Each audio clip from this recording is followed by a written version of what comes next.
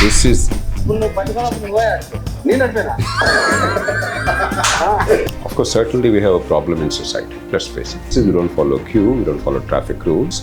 Raise your voice collectively using the social media. Doesn't mean you have to go to the streets. Use it wisely. At least some of it. Form communities, make your voice heard.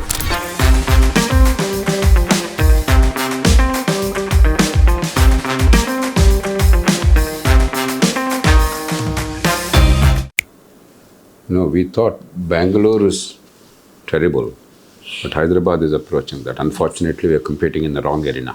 Yes. Looks like it.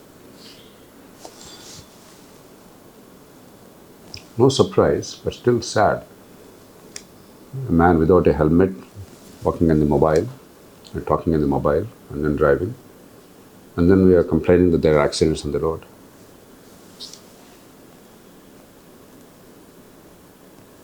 Terrible problem everywhere. The berm should be always sloping downwards, and there must be proper drainage on the road margins. Even very posh roads in front of the Secretariat or Chief Minister's residence, we have this kind of a water stagnation with just a few minutes of rain. So sad, but so true.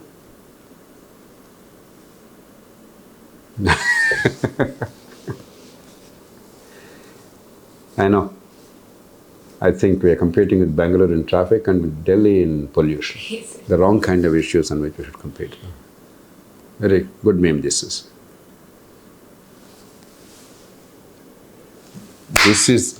This is really masterly. The car takes you 44 minutes and the walk takes you 42 minutes. A real shot. Bengaluru. Again, Hyderabad is fast approaching that. There are parts of Hyderabad where it's already too. There are some times when the traffic is at its peak. This is really good. I'm going to be taking a flight to Mumbai and I'm driving to JP Nagar and we're going to see who reaches first. So I got into the airport, finished my security, ate some free food and then it was time to just wait for the boarding to start. Meanwhile, I forgot where I parked the car and finally after 8 minutes, I found it. And it was time to... Meanwhile, I boarded the flight and it was finally time to... But then Bangalore traffic happened and I was stuck in Hepal for almost 45 minutes. I'm walking faster than my car. And finally the traffic started clearing out and I was just 20 minutes away from JP Nagar. And then this happened. Arshad's calling me right now. Hello? Hello? Where are you? Did you reach? Bro, I reached. You reached? Can't believe you're still stuck in traffic. I reached Bangalore to Mumbai. Yeah, I guess Bangalore traffic does suck. Bangalore traffic sucks. I don't think so. I'm going to be taking a flight to Mumbai and I'm going to JP Nagar and we're going... It's really true. Bangalore, I remember we used to have 3 or 4 events or meetings on a single day. There was no problem. Today, anything more than one, you're scared. And Hyderabad, again, is becoming very similar to Bangalore. Could have gone straight and taken it.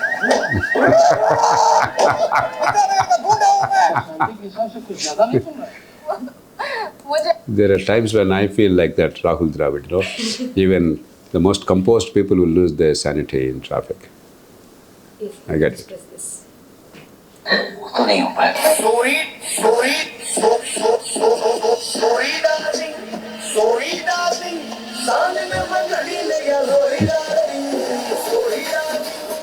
Two different kinds of reactions. One, rage, the helpless woman. You feel like that. There are times when you actually feel like that. This is shocking, but not surprising. What kind of idiocy? Minimal things, very rudimentary engineering things we don't follow and later we complain.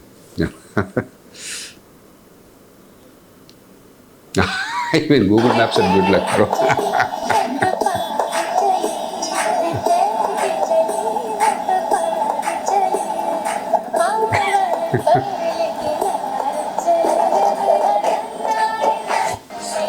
You know what? They must put a feature in Google Maps about the time, God knows. We used to say in medicine, GOK, God only knows. When diagnosis is uncertain, at the end of it, we put diagnosis GOK. So it's a bit like that.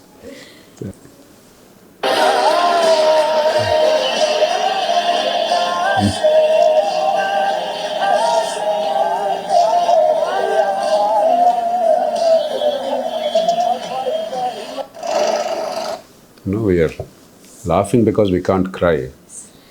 But these are dangerous situations and it's all too common. Just a few minutes of rainfall in a monsoon-fed country, there's flooding everywhere. We pretend it's all because of climate change or because of weather. No, it's because of us. Bad management, as simple as that.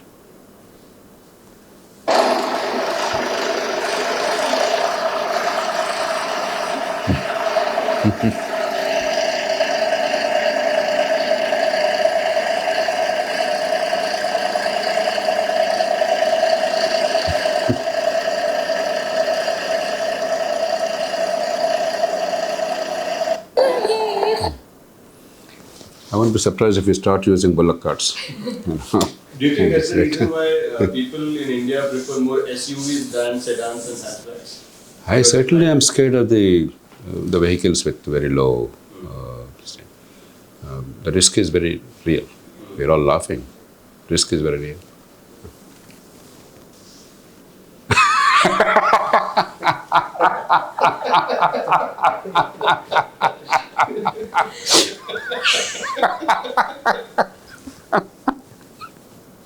You know, and the film, when the novel not novel, but the book Future Shock came, Alvin Toffler, he was talking about people commuting long distances, Los Angeles to New York every weekend and across a whole continent, about 5 hours flight, and working. Now traffic will make you commute every day in this kind of a thing, you know. It's sad but true. I think at least if this humor will sensitize us and then we do something about it collectively, maybe those who have to do what they have to do will listen.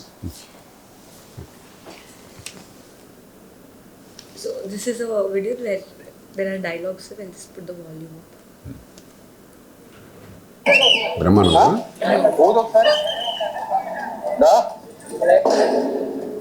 First of all మీరు మందు తాగారు బండి నడిపిన దగ్గర పట్టుకున్నప్పుడు నువ్వు పట్టుకున్నప్పుడు నువ్వే నేను నడిపానా నిదానంగా సరిగ్గా నిలబడు. ఎందుకు అమ్మాయిలా కదా ఒకరిని తిరుగుతావు, ఎందుకు అమ్మాయిలా కదా ఒకరిని తిరుగు ఏంటి ఇలా కూడా డబ్బులు ఇవ్వచ్చా? 500 అయితే ఎందుకు ఇచ్చాను?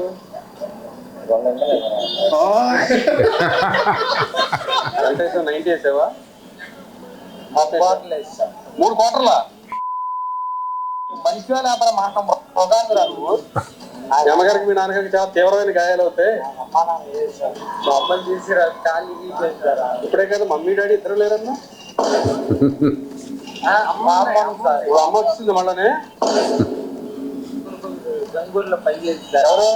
మా మామ సార్. ఇప్పుడు అమ్మను మామ అయిపోయింది మళ్ళనే. 3 క్వార్టర్లు అంటే మామూలు కెపాసిటీ కాదు ఇది.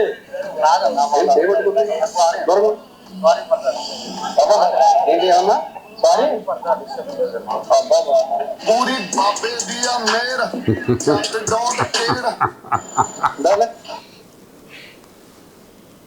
Yeah, we have to laugh.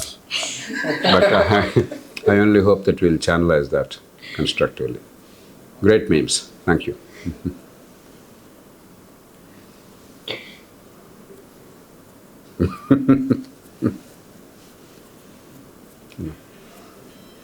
I know it's much deeper than it looks. A lot of our software services are not really helping our country, apart from the traffic problems. So how do you make it possible to have inclusive growth on the one hand and quality of life in the cities as they grow? But sir, when it comes to traffic, we see more software companies in industries from that area only using carpooling or getting buses for at least their office and all. Like City Flow is there in Hyderabad. Yeah, out of desperation, yes. In fact, if corporates actually use their own buses, we should welcome that. There's no problem. Only thing is, the buses lying idle for the rest of the period is not a very smart thing. Or somehow integrate all these corporates, schools and others into public transport system.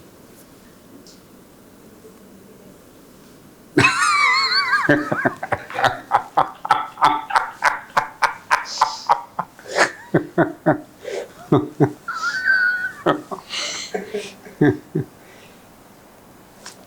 reminded years ago, probably 20 years ago, Chicago. My friend, his wife, and I were driving back. I think my wife also was there, I don't remember. Four of us were driving back from a movie, late night, midnight, we were returning. At one point, there was no traffic, completely deserted. At one point, my friend stopped the car to a complete halt, waited for a couple of seconds, and then started again. I said, why? It's a school zone. The rule is we must stop the car here and then start again. Yeah.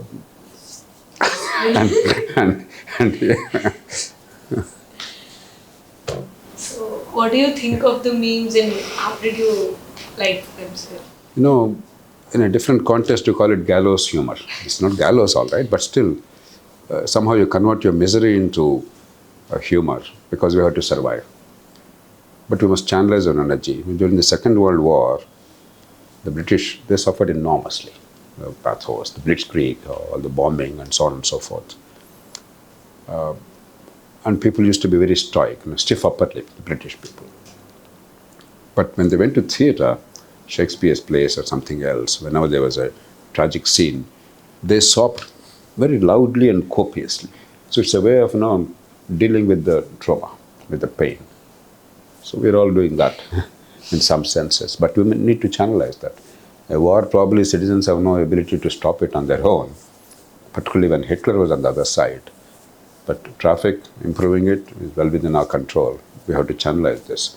But it's a wonderful way of reaching out to people and communicating to them and making them laugh and then think a little bit and then work together. Great job. Sir, I have one question out of curiosity.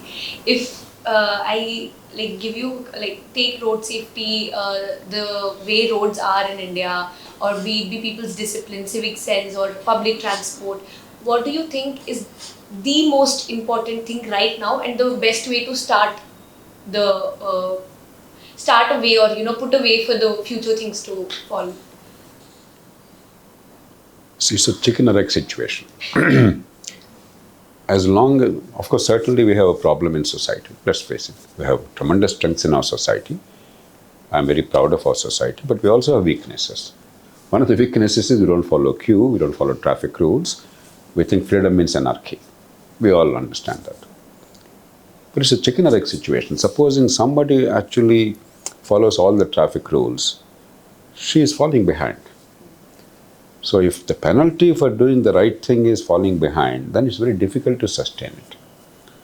So unless we improve the quality of public transport and therefore relieve public congestion, make it predictable, make it comfortable, make it safe, make it fast, and unless traffic rules are enforced very effectively, uniformly, consistently, you will not be able to break this logjam.